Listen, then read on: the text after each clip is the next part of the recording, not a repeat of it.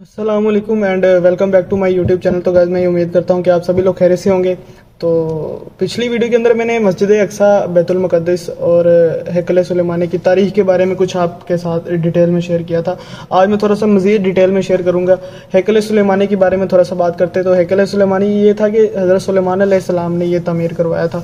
उसकी तमीर कुछ इस तरीके से हुई कि हज़रत सुलेमान अलैहिस्सलाम की वफ़ात का वक्त करीब आ गया। तो आपको पता था कि मेरी वफ़ात का वक्त करीब आ गया। आपके मौजज़ात में से एक मौजज़ा ये कि आपने ये जो तामीरात हैकल सुलेमानी की करवाई, ये जिन्नों से करवाई, इंसानों से नहीं, जिन्नों से करवाई। तो ये सारी तामीर जितनी भी थी हैकल सुलेमानी की, जिन वगैरह करते थे। आपकी वफ़ात का वक्त करीब था तो आपने अपना आसा जो था, क्या कहते हैं, जरी वगैरह वो पकड़ी और जहाँ पे ये कंस्ट्रक्शन वगैरह हो रही थी वहाँ पे गए। तो वहाँ पे आपने क्या किया, टेक लगा के वहाँ पे खड़े हो गए। आपको पता था कि मेरी वफ़ात का वक्त करीब है। तो अल्लाह ताला के मौजज़ात में से एक ये भी मौजज़ा था कि फरिश्ते ने आपकी रूह कब्ज़ की तो आप वैसे के वैसे करें। तो पहले जो जिन थे वो इस तरीके से काम करते थे कि जब तक हज़रत सुलेमान अलैहिस्सलाम उस मौका जो लोकेशन थी वहाँ पे मौजूद थे तो वो कंस्ट्रक्शन वगैरह कर रहे हैं, सारा काम वगैरह कर रहे हैं। लेकिन जैसे हज़रत सुलेमान अलैहिस्सलाम रेस्ट करने के लिए जाते थे तो जिन भी पीछे रेस्ट करने के लिए चले जाते थे। अभी कंस्ट्रक्शन में बहुत टाइम पड़ा था तो हुआ कुछ यूँ कि आपकी तो रूह कब्ज़ हो गई, आप वैसे के वैसे करें तो आप वहाँ से हिल भी नहीं सकते। आपको किसी में इतनी ज़रूरत भी नहीं है कि जो हज़रत सुलेमान अलैहिस्सलाम को हिला सके, तो आप वैसे के वैसे करें। फरिश्ते, अभी कई साल की कंस्ट्रक्शन भी भरी थी तो फरिश्ते वैसे के फरिश्ते कह रहा हूँ, जिन वैसे के वैसे देख रहे हैं कि ये तो नहीं जा रहे।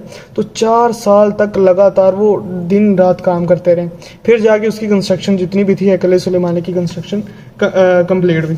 तो जैसे ही कंस्ट्रक्शन कंप्लीट हुई तो अल्लाह ताला का एक नया मौजज़ा ये था कि कंस्ट्रक्शन कंप्लीट होते साथ ही जो जरी थी, जो जिसके ऊपर आपने आसरा था, जिसके ऊपर आप टेक लगा के खड़े थे, तो वो क्या हुआ कि वो उसे दिमक लग गया और दिमक की वजह से वो जो लकड़ी थी वो नीचे गिरी और हज़रत सुलेमान अलैहिस्सलाम गिर गए।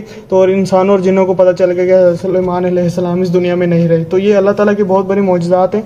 लोग इस चीज़ मतलब कि करने वाले बातें बहुत बड़ी बातें कर जाते हैं।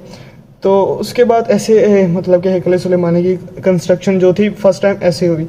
तो ये था कि इसराइल जो हज़रत सुलेमान अलैहिस्सलाम, मतलब कि जब हैकल सुलेमानी बन गया हज़रत सुलेमान अलैहिस्सलाम के बाद इसराइल जो कौम थी वो 2 हिस्सों में बट गई।